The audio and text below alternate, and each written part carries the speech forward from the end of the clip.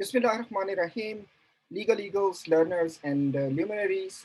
My name is Zubair Abbasi, and I represent the Global Institute of Law, Oxford. Today, we will be joined by Professor Adeel Malik, who is an economist based in Oxford. And the topic of his talk would be moral economy of Islam.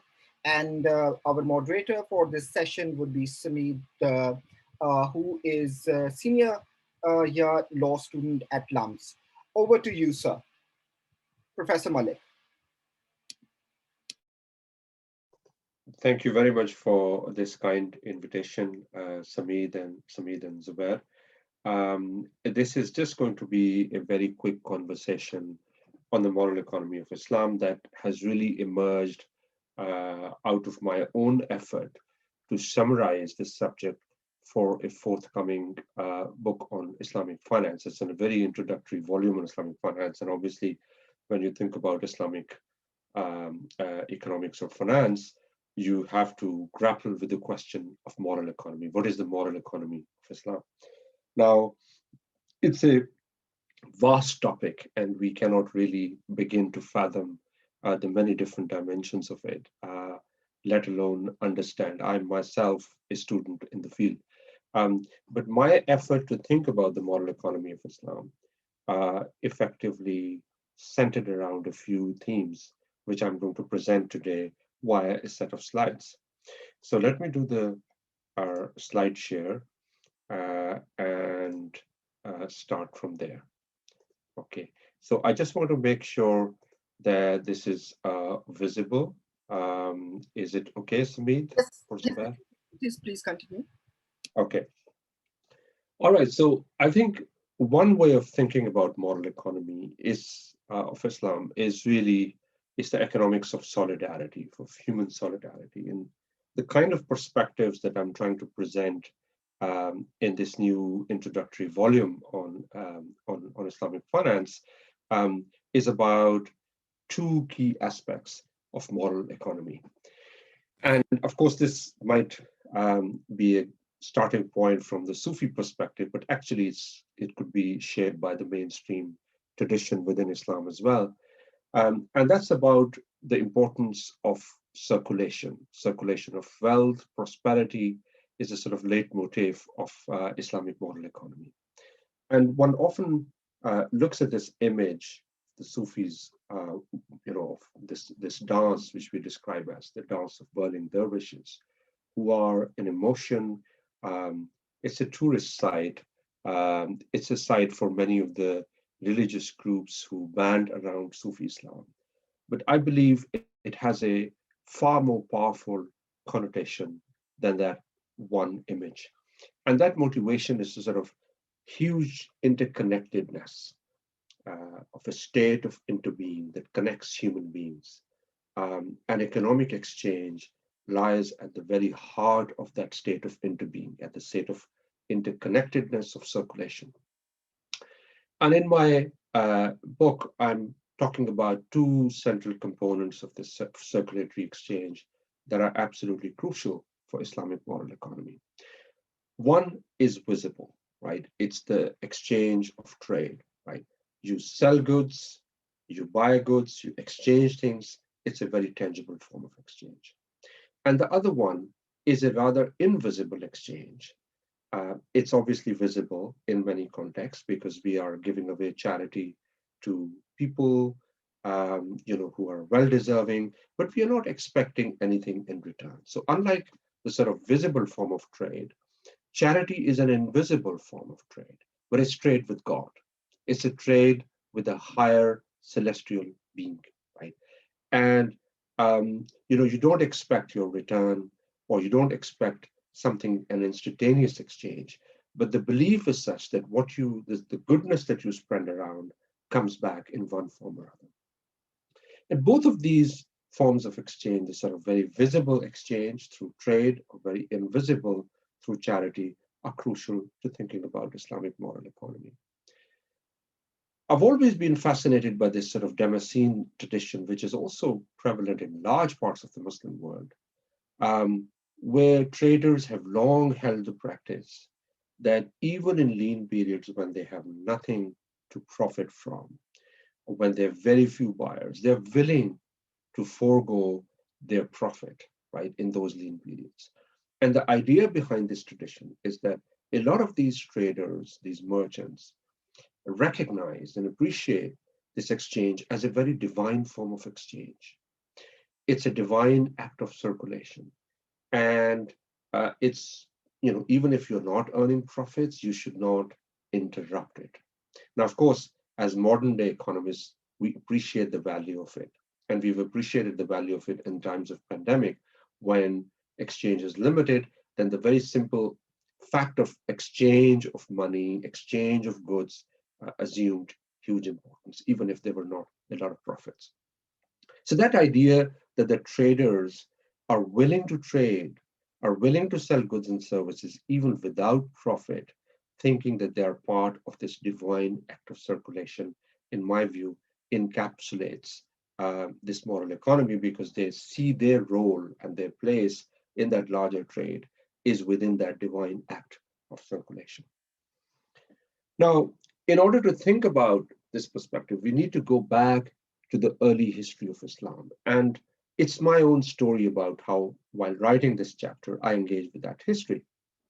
Now, a lot of the times when we read this history as children, we don't have a very good social science perspective. But having taught political economy in Oxford for over 14, 15 years, when I went back to this material, it gave me a new understanding, a very different understanding of what Islam was about, or the early stages of Islam.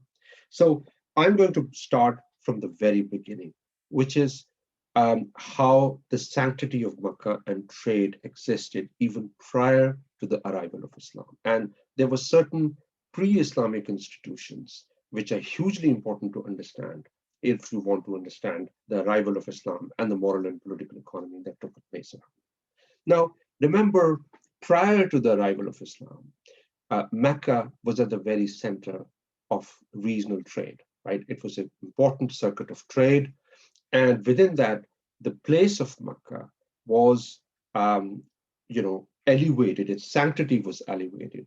And in that sanctity also lied the sanctity of trade. And so the very notion of haram is linked with that, because it sort of designates the time and area where the life and property of visitors, many of whom are pilgrims, is safe.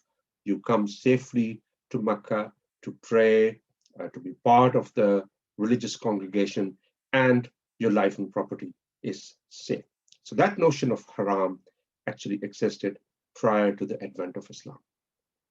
Now, this was crucial because that safety in the movement of people and movement of goods was absolutely essential in elevating the status of Makkah as a key center of gravity for regional trade, because it converted Mecca into a very peaceful place, a sanctuary where there's no more raiding, there's no more expropriation of people's goods and assets. And it also facilitated the movements of goods and people to this place. So over time, Mecca became a very important site for a number of institutional innovations in pre-Islamic Arabia. Firstly, in an environment where a lot of the trade was subjected to raiding and robbery, sort of arbitrary confiscations, Haram offered a regime where there's security and solidarity. You could take your goods, not worried about expropriation. Your life and property both are safe. It set the stage for incremental but extremely powerful institutional innovations. Each of this institutional innovation was layered on top of the previous one. And I'm still talking about the pre-Islamic world, right? Islam itself was an important institutional innovation within this spectrum of institutional innovation, right? But let's focus on the evolution under the pre-Islamic period. Now, a key point in this period, in the pre-Islamic period, was the sort of leadership, new leadership of the most powerful tribe of Makkah, the Quraysh, especially Qusay ibn Kilab, who introduced a number of institutional practices which were again targeted at the security of traders and pilgrims. Many of these practices survive up to this day, right? So they survived the arrival of Islam. One of this was he introduced this whole idea of health, this sort of solidarity-induced trade. There are a lot of caravans that are coming to Mecca. You create different alliances with different tribes and negotiate bilaterally safety of these caravans and trade. So it's kind of created larger solidarity, which we call health. And of course, there are a lot of people coming to Mecca, so they need to be fed. And many of them are poor and thirsty. So Rifada was an institution whereby you feed the pilgrims. You have Sakaya, which is providing water to those people. And of course, a lot of them were slave laborers, were poor people, so they need voluntary alms. The institution of Sadaqah was also created. So you could understand the creation of a new moral economy in which a lot of trade was being secured through trade agreements. I mean, health are sort of modern versions of trade agreements, right? So they sort of create bilateral trade agreements. And then a very distributive regime for social protection that began to take root in Makkah right before the arrival of Islam. Now, Qusay's grandson, Hashim ibn Abdul Manaf, made two rather striking institutional innovations that, in my opinion, really radically changed the fortunes of Makkah and converted it into a real entrepot, trade entrepot for the rest of the region. The first innovation that he came up with was that he made trade financing participatory, which meant that even if there are poor merchants who have very little money to lend, they can participate in long distance trade.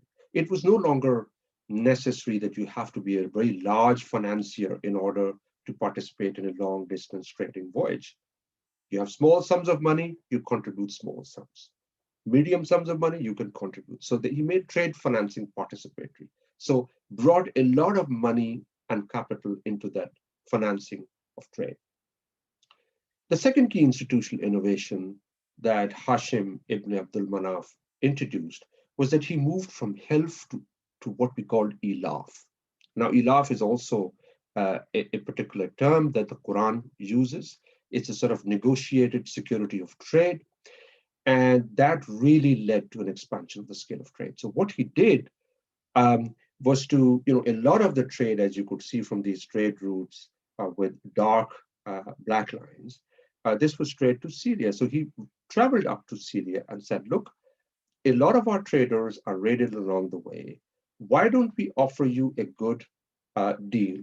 And the deal is that we will bring our goods to Syria, and you give us security of that trade route. In return, we can take your goods to all the fairs that we frequent every year, because the Meccans were participating in a large number of regional trade fairs. So then give us security for trade, bringing goods to your place, to Syria, and in return, we can take your goods to other regional trading fairs that we go. This was a really very clever exercise, and it created the economy of ilaf. In my opinion, this is the modern day version of regional trade agreements. When we talk about free trade agreements or regional trade agreements, this is what it was. Because it created a new framework for economic cooperation, created larger economic solidarity between disparate tribes. And this became so popular that everywhere they went, all the tribes wanted to align with these Meccan elites because they knew that if they were to support them, the Meccans will take their goods on their caravan tracks, right? And so this was an excellent deal. More and more tribes started becoming closely integrated to this regional trade circuit, into this what we call the economy of el-ilaf. Now, this basically meant that you have this sort of huge prosperity and trade that was taking place in Mecca, and that was bringing unprecedented wealth to Mecca that had been never seen before in this region prior to the arrival of Islam. But there was a problem, because with this new wealth, there were new patterns of economic concentration, a few people owning a lot of wealth. There were social imbalances that Mecca's tribal order was increasingly unable to handle. Because with this expansion of commerce, you would have lots of wealth coming in, a lot of surplus capital, and a lot of this surplus capital could actually be used to lend to poor people. So there was a new market of lenders, right? Um, at the same time, there's a lot of mobility of labor. A lot of people are coming to Mecca. A lot of laborers are coming to Mecca, including the Muwallis, the client and slave laborers. So you see in Mecca both the emergence of new centers of economic power, but also new centers of social exclusion. And in a way, Hashem's new instrument, the move from Hilf to Ilaf, was too good to be true. It created massive trading enterprise. It brought huge prosperity to Mecca, but Mecca was not ready to deal with these new realities. Firstly, fine, there are these agreements that you foster based on tribal elites, but that's it. That's the sort of upper limit on how much you could grow as far as the tribal form of organization is concerned.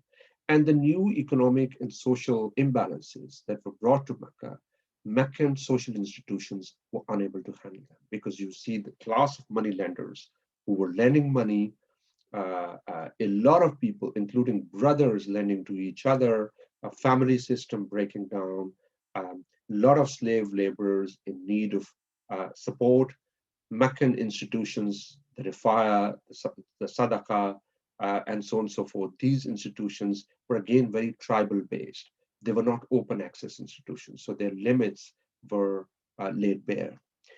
At the same time, we find that there's a sort of transition from collective leadership in Mecca to a more clan-based competition because you see greater factionalization, right, and social differentiation amongst the leadership of Mecca. A lot of these stresses to the institutional political economy were introduced, in a sense, with a very successful institution of Ilaf.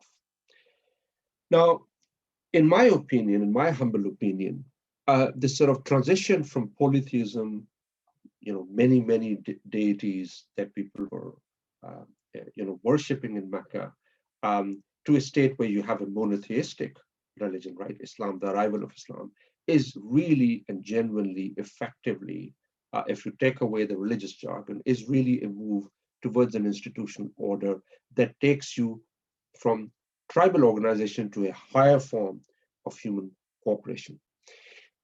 We know that Mecca's wealthy merchants not only controlled its economy, they also controlled its religious symbols. And a lot of the economy was actually surrounded around religious symbols, right? So a lot of emerging social conflict we see is the competition over those religious symbols and the economy associated with it. As I said, Mecca was unable, its tribal order was unable to handle this. And in this institutional milieu, what you see is that monotheism effectively substituted the authority of the clan with the authority of the god. Clan is visible, you can see its leaders, but the authority of God is invisible. It's a higher moral order. It's in the celestial domain where everybody is equal. And so, in a way, the protection of trade and the promotion of charity, these two classic themes in pre-Islamic Mecca, were taken out of the realm of tribal benevolence and institutionalized in ways that is accessible to everyone, not just to the members of particular tribes. So I think that argument, I think, is extremely important for us to understand, because if you look at these layers of institutional innovations prior to the arrival of Islam, and then you see Islam's arrival, it basically cemented, solidified the same process, but gave them a more universal, accessible outlook, taking them out of the limited domain that these institutions functioned into a larger framework of human solidarity. Now, in that regard, you could see the arrival of Islam as a sort of consolidation of the merchant class and a consolidation of that political economy. Now, another aspect that takes root in this time, obviously with the arrival of the Prophet, we see as he moves to Medina, one of the first things he does is he creates a market in Medina. It's one of those things that people don't generally recognize. There is a arcane paper in written in a sort of in an Israeli journal about the market in Medina. But there are lots and lots of accounts about this market that we haven't truly appreciated. One of which is the way in which the Prophet, um, after coming to Medina, set up a market right at the heart of Medina. And he said, this is your market. Do not set up sections in it and do not impose taxes for it. Now, this is very revealing because when you say do not set up sections for it, right, it was very typical for the time that there are few powerful people who will exact taxes.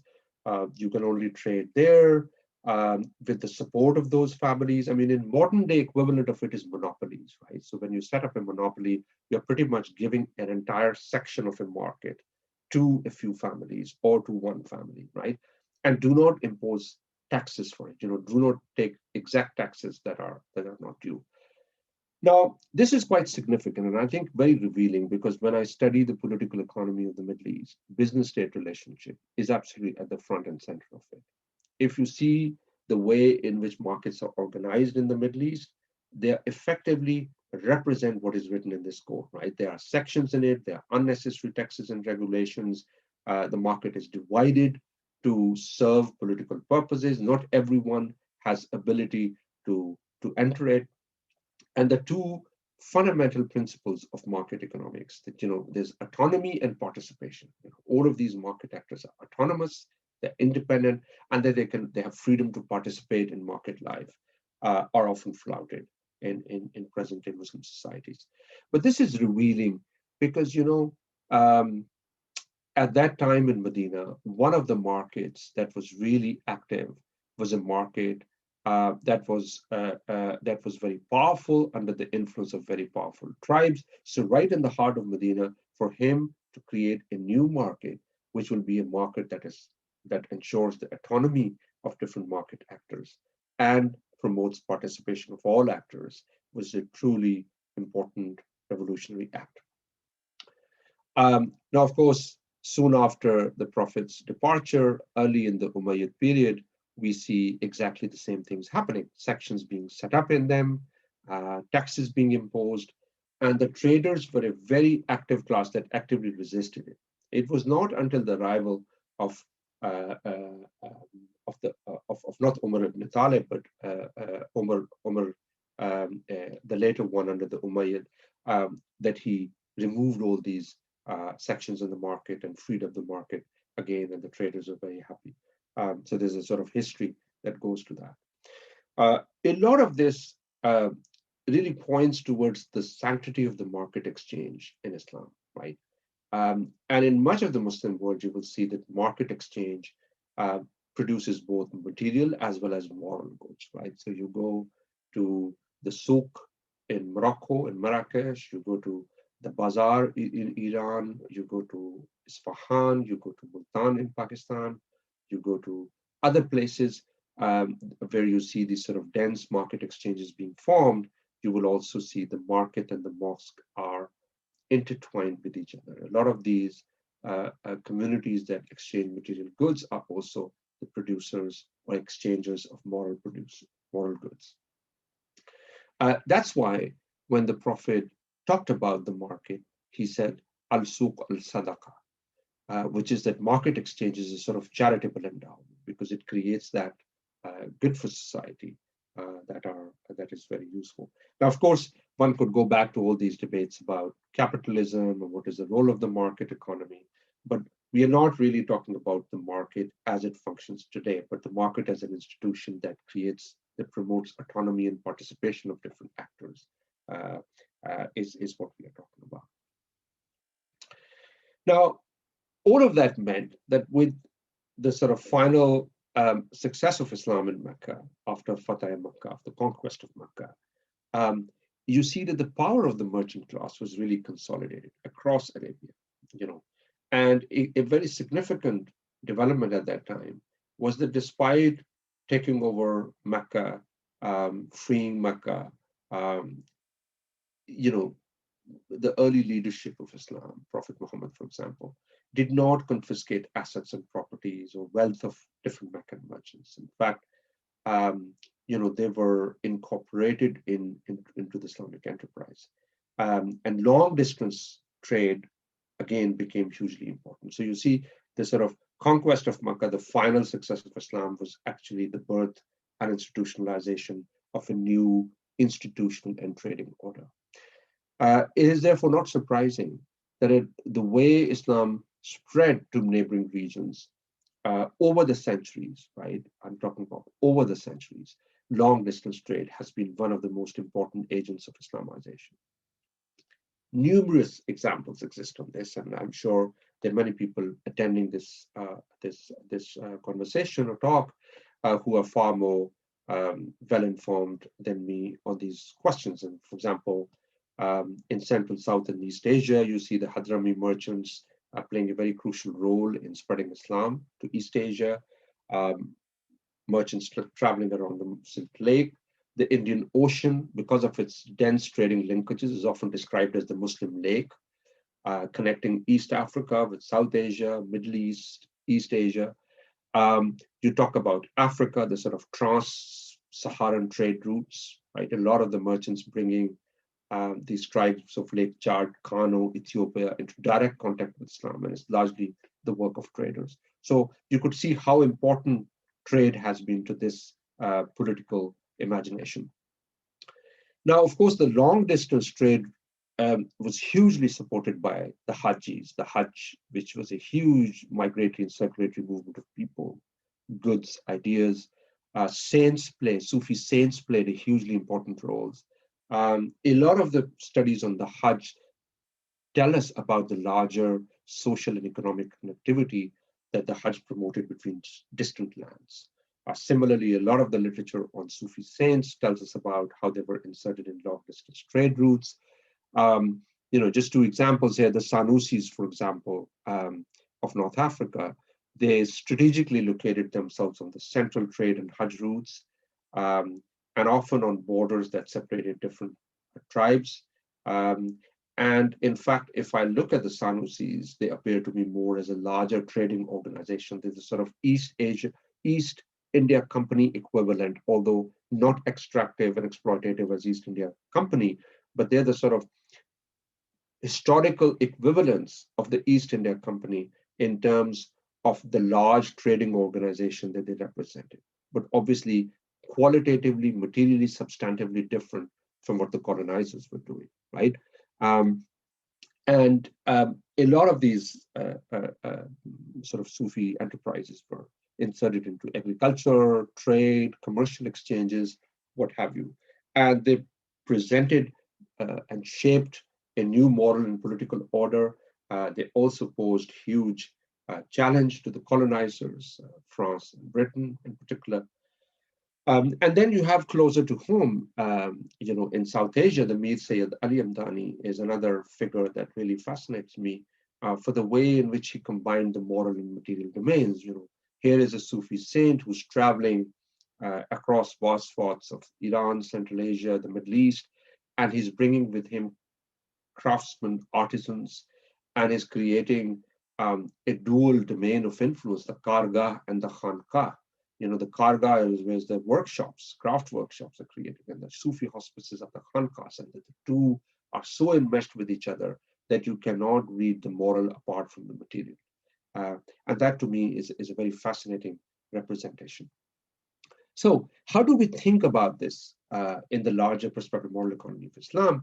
In my own humble opinion, I think we see trade emerging as a key ingredient in creating the larger ethic of solidarity, which I call solidarity at scale. It's huge solidarity. And you're not really talking about a sort of disembedded exchange. A lot of trade today means you don't even know where goods are arriving. They are shipped onto big containers. They come through massive supply chains. They're very impersonalized, with very little movement of people. But we are talking about a time where the movement of goods existed at the same time as the movement of people. The traders who are traveling from one place to another, settling down, marrying, being influenced by the communities in which they lived, and in turn also shaping those host communities. So it is truly globalization before its time, long before scholars such as Fernand Braudel or Montesquieu talked about, trade as being the cooperative device. Um, and I think what's crucial about this process is that it emphasized mutual interdependence of human societies. And it dispensed with a very zero-sum view of the world, right? It's not a sort of trade where you're trading something and you get a return and the other doesn't get a return, right? It's not a zero-sum game. It's a mutually constitutive process, right? And a lot of this, what solved what I think political economy tells us about is the sort of increasing returns problem of the control of violence. How do you control violence? Well, you need specialized material linkages between societies that bind them to a cooperative solution. Well, this is the sort of trade, this is the sort of vision that could promote that. And it, as I mentioned, it sort of takes us beyond a zero-sum view of the world. It's not disembodied exchange, it's embodied exchange, because there are ideas and people and movements embedded into them. There's sort of commitment and trust being formed, social relations being formed. And importantly, there are mutually binding reciprocal obligations, right, that create cooperation and also migration. All of that is not really to create a very idealistic, a utopian view of the world, but it gives us really a semblance of how the moral and the material were part of the same. So today, a lot of ideas that we have about, what role Islam can play, how do we think about counter extremism, how do we think about economic reform, political reform. I think this history, very rich history, especially when read through the lens of political economy, has a lot to tell us about some of these present day questions. So the very interesting book that I will urge you to read is Big Gods by Ara Noren Ziaran. It talks about how religion, these sort of large monotheistic religions, were absolutely crucial for creating cooperation, large patterns of cooperation. And I think there's contemporary relevance for some of these ideas, and I'll just highlight three major challenges that we face in the West today. One is that we have a hugely toxic discourse on trade, right? We have technology wars between China and the US, trade wars going on all along. After a very active process of globalization and trade liberalization, we are now entering into an era of deglobalization. So the issues about tariffs, what you are trading, where we are benefiting, unbundling the supply chains, that discourse is taking place. Secondly, we have a very toxic discourse on that on migrants in the West, because we are, there's xenophobic nationalism from the UK to France to Netherlands to the US, Australia, right? How do we deal with migrants? How do we deal with ethnic differences? Is another big challenge. And the third big challenge is egregious inequality. There's mounting evidence now that the top 1% are amassing wealth at a scale that is unprecedented, leaving out the rest of the society. So you are again seeing a class of people who are extremely rich, are very capital surplus, they're lending money to the rest of the society. And the indebtedness and inequality that we see in many of the modern capitalist economies are ultimately linked with the pattern of wealth accumulation that has taken place at the top 1%. These three factors that I've highlighted are the defining themes of our times. In a way, these were also the defining themes of the pre-Islamic Arabia, because at that time, trade was a zero-sum game, right? And it was not safe, right? People were thinking about what we are benefiting, what you're benefiting. Movement of people, ethnic differences, tribal differences, negotiated everything from identity of people to their livelihoods, to their political imagination, to their moral imagination, everything what the tribe is deciding. And egregious inequality that was taking root in Mecca. And with one stroke, Islam's new political economy tried to address with all these three differences by saying, look, we are going to move from ilaf, which is a very advanced form of what a tribal order could offer us, but we are going to expand it at a very large scale and create solidarity and scale through trade. it encouraged the movement of people in ways in which the Hadrami merchants, when they go and settle in Malaysia, they become Malaysian, right? And they are Malaysian, but they have an Islamic identity too. When the saints of Mesopotamia, Iraq, and Syria, and Iran, when they go and settle in Central Asia or in South Asia, they're very much part of the local culture, and the local culture is part of them. It's that dealing with diversity in a very authentic and mutually constitutive way is a very powerful ingredient for our times. And also inequality, because the redistributive impulse that this new moral economy offered holds very precious lessons for us today. Now, obviously, there are other questions that I want to talk about that are central to the moral economy of Islam, but I guess there is not much time. I will probably leave it here, but I would expect that somebody might ask a question on what is the role of the usury, and I can talk more about that. Professor Um, Malik, I would request you that you should talk about it because we already have a question about usury. So I think, okay, yeah, I would ask you to please continue your presentation. okay, okay. I mean, I think when it comes to usury, obviously, riba is one of the most central injunctions of Islam, but also Christianity and Judaism. And as I told you, uh, usually the way a lot of the Quranic verses on riba came in very early stages of Islamic life, in the Meccan life, where there were few Muslim actors who had a lot of wealth.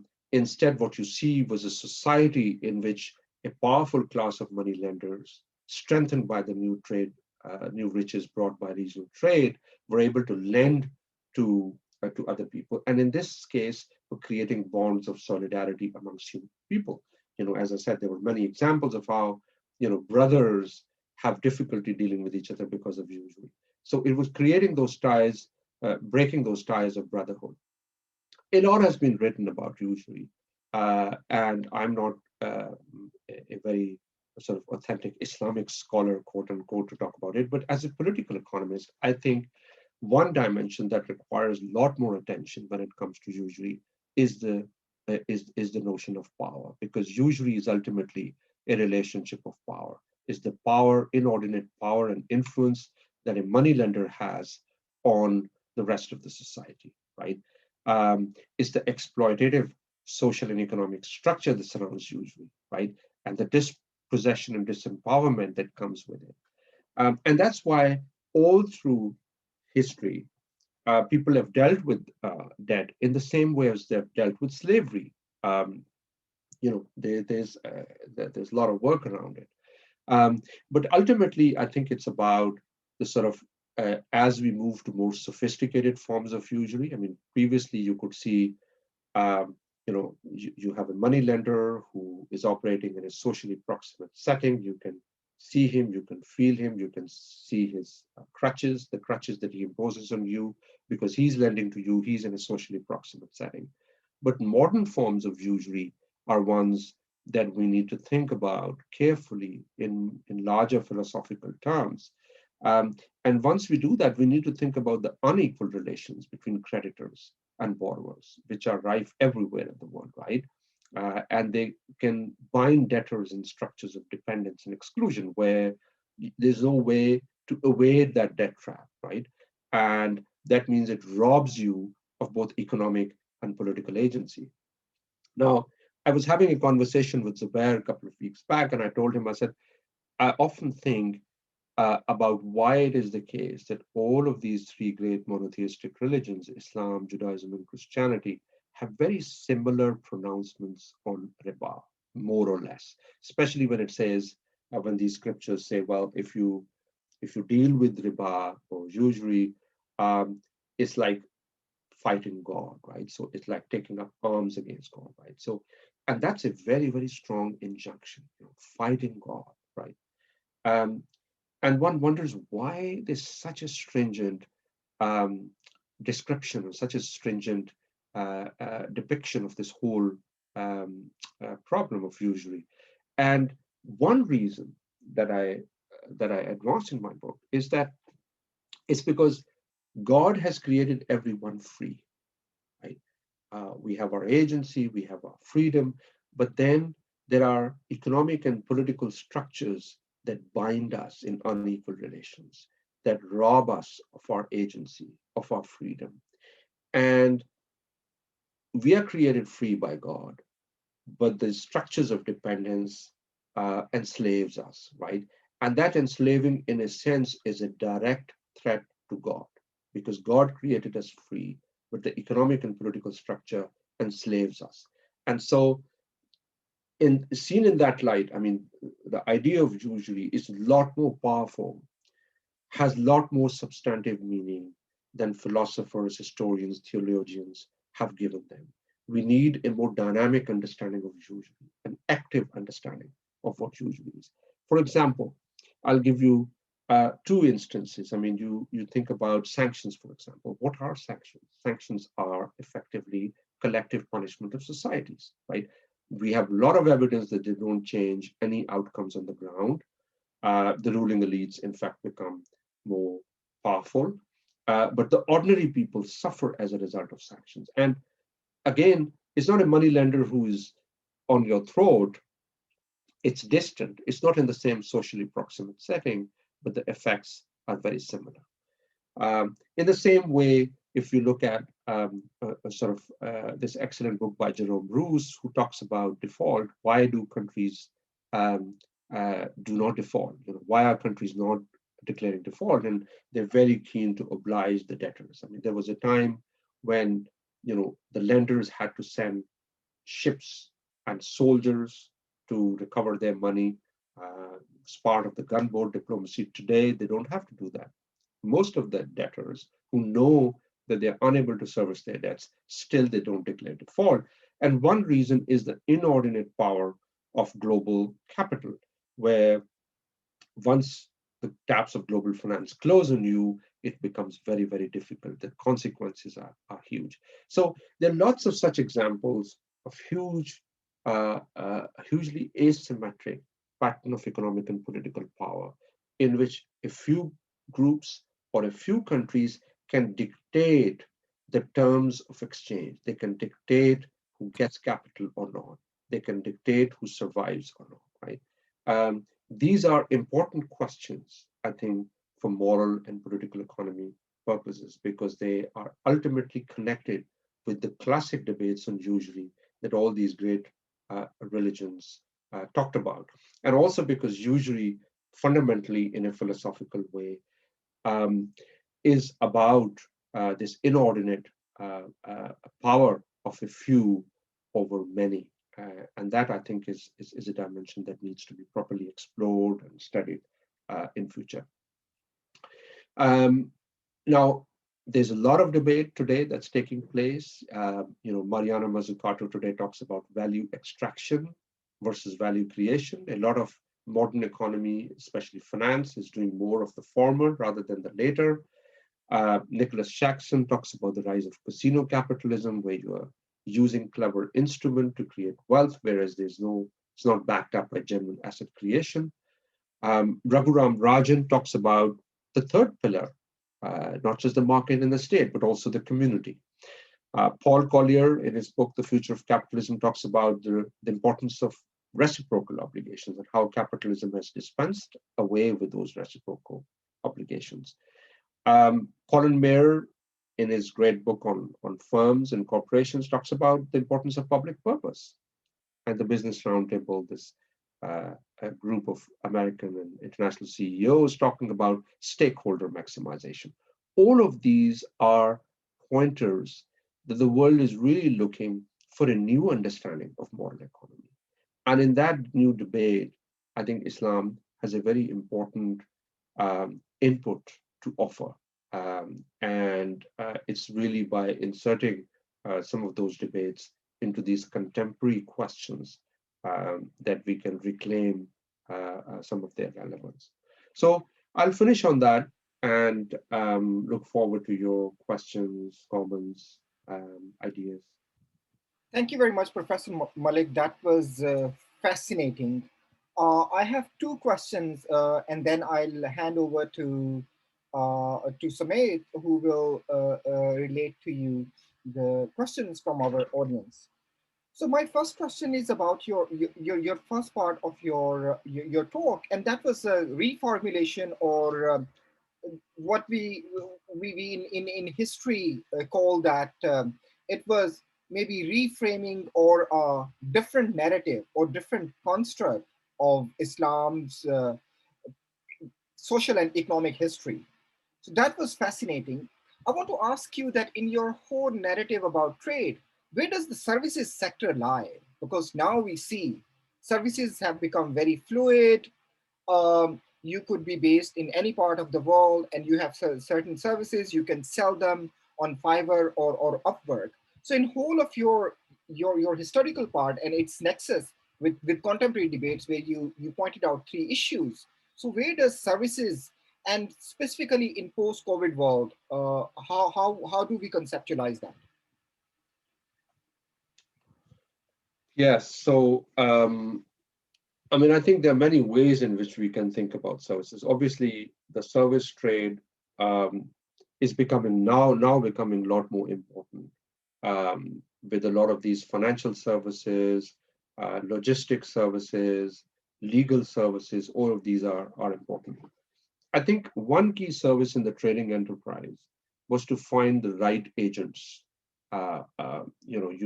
We all know that Prophet Muhammad himself was an was in a sort of trade agent in a way. I mean, he was taking these trade caravans, and at that time, a fundamental question was, how do you find trustworthy people who could take your goods to other places and that they would not engage in cheating or shirk, right? So the classic principal agent problem. How do you really find those agents? And a lot of those services were crucial because at that time, obviously in the early days, there was a lot of emphasis on having, trusted agents. So that sort of social capital that was formed in that process, and the creation of those trustworthy services is important. So that obviously is a very important aspect, especially in a long distance voyage, because you're gone. There are a lot of uncertainties. The person who's taking your goods might just disappear in thin air. Now, a lot of this took place through, mutually binding reciprocal obligations, community use of communities as a way to sanction people who run away with goods and stuff. And sometimes in institutional economics, there is a debate about private order contract enforcement, where you have more personalized arrangements like the ones that I'm talking about. And then there are more public order constitutional arrangement, right, where you have laws and contracts. So if you think about the rise of the champagne fairs in Europe, quite a lot of it was personalized, based on codes of conduct amongst merchants, some informal codes amongst princes who would let goods pass through easily. But ultimately, trade was really enabled by law. And that's where, as a global institute of law, that's important because those public contract enforcement, public order enforcement was important. Those services became very important. Now, I would say my feeling is, again, I'm not the expert in this area, but my feeling is that, in the sort of trade of goods, Islam offered, the early Islamic experience offered a very highly evolved process. But in terms of creating the sort of valuable services, especially enforcement of contracts, which is important for long distance trade, um, we do not ultimately see an institutionalization of a public order, right? So, in other words, courts and judiciary. And that's one reason, because the political system itself was quite um, underdeveloped. And, the rise of a public contract enforcement order depends on political factors. It's more of a political domain. Today, services are being dealt like trade, right? So services become hugely important, both financial services, trade services, education services. These services are becoming more specialized, but they were important in the early Islamic period too. Another way, apart from these trustworthy agents, is the institution of waqf, because those were services, goods, but also services provided to the needy, to the people, public goods and services. Similarly, you see these different charitable institutions that were set up that would facilitate trade but also create social order. Um, that's what I can think so far, but I'll have to obviously the way in which service economy is going now um, is indicates that there are all these other aspects that we need to think about, and in many ways the services trade is so complementary to the goods trade, right? For example, if goods land and customs, how are custom authorities behaving is absolutely central to thinking about how the goods market operates. Thank you very much. And I must say that your reformulation of or conceptualization of riba as power relationship and its its analogy with slavery. So usually slavery and connection with freedom. That's fascinating, and I'm sure I'm very keen to read your book chapter, and I'm sure that our audience would also be very interesting. Here, I want to ask you a question by relating riba with the whole notion of trade that you're talking about. This center preferee relationship in world systems theory, even if there is trade, it could still be exploitative. So, where we saw that how East India Company it turned Bengal and other parts of India into periphery.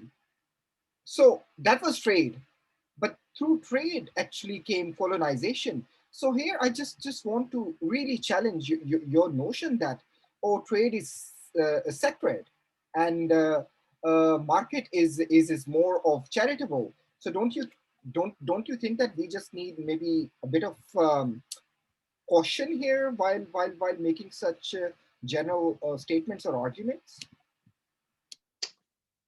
Yeah, so I think I try to preface my argument by saying, the notion of market that we are talking about, market is not a monolithic entity, nor is trade a monolithic phenomenon, right?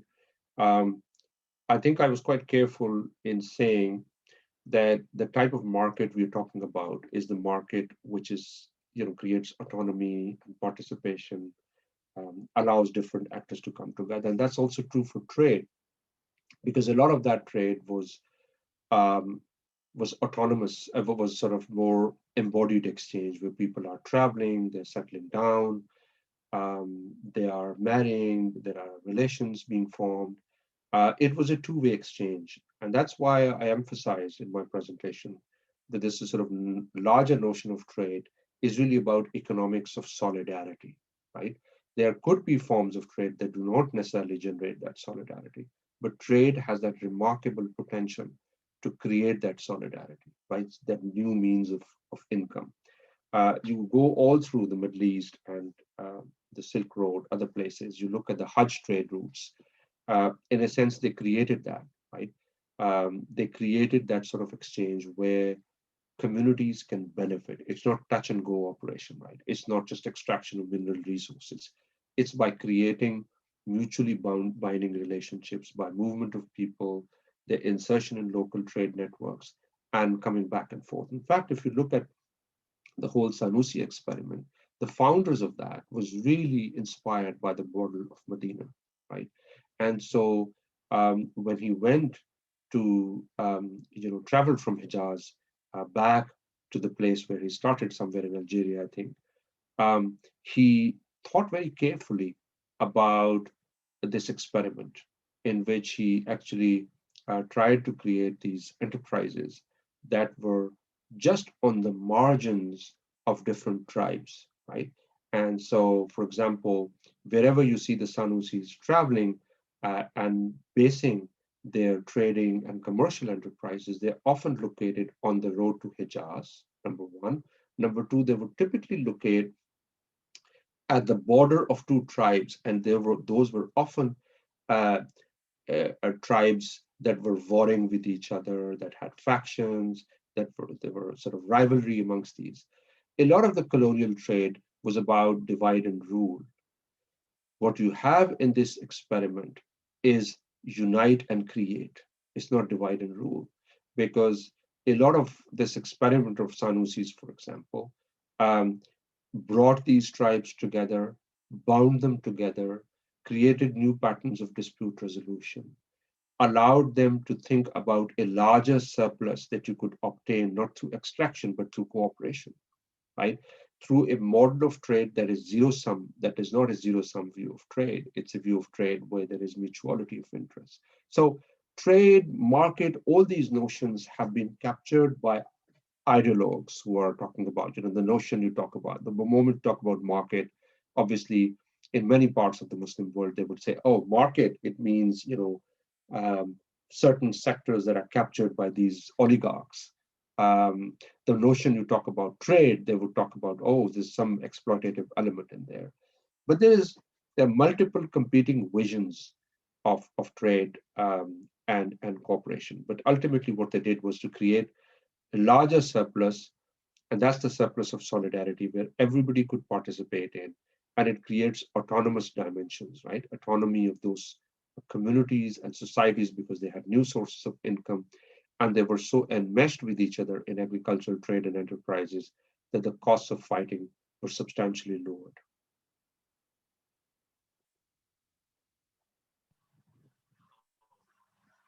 Thank you, Professor Adeel Malik. I have a few questions which we got from our audience on our social media platforms. One question is from Mishal Alvi. She asks, what is the impact of populist Islamism on economic policies of Islamic states with regards to riba? If you could have your answer on that. Right. This is a very, very important question. I think when you talk about populist Islamic movements, you might have in mind, the Ennahda in Tunisia, the Jamaat Islami in Pakistan, the Muslim Brotherhood um, in Egypt, and all of them obviously took the usury or the riba restriction in a very serious manner, but none of them really interpreted in the power equations. It was more about lending money. What should how should the banking system be organized? Whether or not the modern form of a bank interest is equatable to usury. But the larger philosophical question that the usury posed has not been, at least I haven't, I must confess that I have not read the sort of economic discourses of all these movements, but whatever I've come across with is not very deep. It's very straightforward interpretation of what usually is. You cannot lend money on interest. The modern banking system is haram. A lot of our problems is because of what we call in Pakistan the Sudi Nizam, the system of riba. But there are many different dimensions in which that riba system operates, in which the exploitative hold of domestic actors as well as international actors is never truly broached. So, for example, if you're thinking about Pakistan, a context that I know a bit better, if you go to South Punjab or if you go to the Sindh province, debt slavery is very, very rife, believe it or not. You have huge chains of indebtedness for farmers, for people, a lot of these consumption loans, very basic production loans, they are inaccessible, and those who access them through local money lenders have to pay back, lots and lots of amounts. But if you look at, the discourse of traditional Islamic parties or people who talk about that, you rarely find, for example, people like Mufti Taqi Usmani, the Jamaat Islami, others, maybe in passing they will talk about these groups, but a lot of these groups who are subjected to some of the worst and more abject form of usury never really find any mention in these popular discourses. So again, power is important, not just how usury is understood, but how it's interpreted. And the populist Islamic movements are no exception to that. But we shouldn't blame them either, because I think as a society, you need, in order to understand the problem of usury, you need not just religious actors. You need economists like myself. You need bankers. You need philosophers, moral philosophers, lawyers who need to think about the many different dimensions of this problem. But I think it's an area that is ripe for a very creative research and understanding in future. Thank you, Professor. Vishal also has a follow-up question with regards to the answer you just gave, and she's asking, how does Islam conform the needs of modern economic needs with the more traditional norm? So you broke in the middle. So can you restate? Yeah. So she is asking, how does Islam conform the needs of the modern economy with that of its traditional norms and teachings? Yeah, I mean, again, we then go back to this whole idea about that Islam is maybe conservative or maybe way back in time, and then there's these modern needs. I think, as I explained to you in one of the final slides, many of the themes of these great religions are more eternal themes, right? About society, about how society should be organized, who is holding wealth. If you go back to much of the Islamic literature about, when people were thinking about, jurists, for example, play a hugely important role in moral economy of Islam, right? So they're trading which transaction is kosher or not. Where do you see lending taking place? Is it consistent with Islamic injunctions or not? They're all looking at those aspects with the benefit of their time, right? With the challenges of their time. Islam doesn't, give us a ready-made answer to everything. We have to use our knowledge to think about it, and to constantly discover its relevance and to create a practical meaning of that.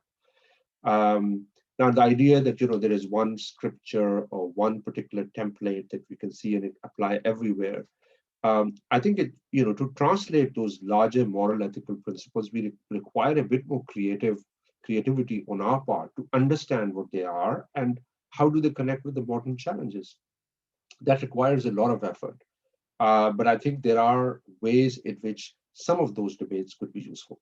Now, I'll give you my own example. I mean, I've been interested in the moral economy of Islam since I was since my undergraduate days. But the fact that I've been teaching political economy, I do mainstream economics research too, I read religious scriptures too, and I think about some of those questions as well.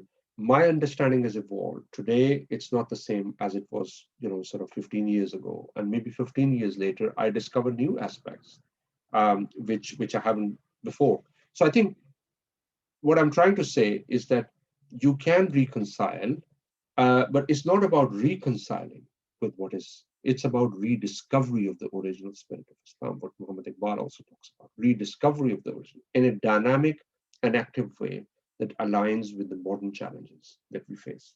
For example, in Pakistan, we have zamindari system, right? So where there's a few classes with lots of land, and a lot of that land was given by the British for services to their rule. It's not been acquired on the basis of hard work. Now, if you're going to implement land reforms, it goes against the spirit of the Islamic notion of property rights. But then again, you need to think more creatively about what's the original philosophy, what's the moral question, and how does that link with the reality, and what should Islam say now? And there are indeed debates on that subject that Zubair himself wrote in a very interesting article recently on the Qazilbash Waqf case. Similarly, a lot of the wealth that we see being accumulated in Pakistan is based on real estate. And there, again, we find that elites have preferential access to land. They can convert how land is designated. They can create rents for them. A lot of this is value extraction rather than value creation, as Mariana Mazzucato puts it. That may not necessarily be in conjunction with Islam, right? So there are aspects of the way in which the real estate market works in Pakistan, where you're just exchanging these plot files, accumulating a lot of rents, a lot of speculative exercise, lot of influence behind the scenes with powerful brokers, and they create a form of wealth that enriches them, but also creates a new middle class, but also creates new patterns of social exclusion. There are environmental questions. There are questions about sustainability. These are the same questions that a lot of the early debates about Islam talked about. If you look at how Umar ibn Khattab, for example, dealt with the whole idea of land ownership, land that came into the folds of the Islamic Empire after the Syria and Iraqi conquest, tells us a great deal about how these are essential questions that people have thought about for long periods of time. I mean, if you look at these treatises by great Muslim jurists, there are pages and pages worth of debates on how to deal with common lands, right? So common property resources, there is a shed somewhere, right? There's a grazing ground where a lot of the animals are coming to drink water or to eat grass. How should communities deal with these common pastures, right? Now, that is the same problem that institutional economists like Alstrom, Elinor Ostrom and others talked about tragedy of the commons, about these institutional arrangements that come in place. So you need to read the text, but you then look at the context within which it's operating, and you imbibe the knowledge of people who are not worried or concerned about Islam, but they're looking at the same moral questions. I mean, the whole question about tragedy of commons, the whole question about common property resources, how to manage them, is a fundamentally Islamic debate. It's a fundamentally moral debate. We need to engage with all those works in order to come up with a genuine discourse on social, economic, political reform. So I think it's less about sort of how it could be aligned with the two could be reconciled. It's more about rediscovery. Thank you very much, Professor Malik. There are so many other questions by Mr. Ayuba and my student Mustafa Higazi is watching us from Egypt. So we are grateful to all the people who joined us, and I'm really grateful to you, Professor Malik, for joining us. And we desperately wait for your book to be published so that we should have a look in detail of your really wonderful reframing of the issues which are very contemporary, and a lot has been written on them, but you have provided a very, very fresh perspective on this. Thank you very much, and I hope you have a nice evening. Thank you very much, Samid and Zubair. It was lovely to meet you both, and I'm happy to continue to engage on this very important forum. As I said, a lot of these themes are really rife for young scholars to think about. And I think the more people can engage with these themes with equal ease, like yourself, Zubair, who knows Arabic, can deal with Islamic texts, can deal with the local context as well, the richer the debate would be. So in a sense, we need to retrieve all of this domain from just the world of theologians or Islamic popular movements or others, and really engage more directly with these materials is really essential.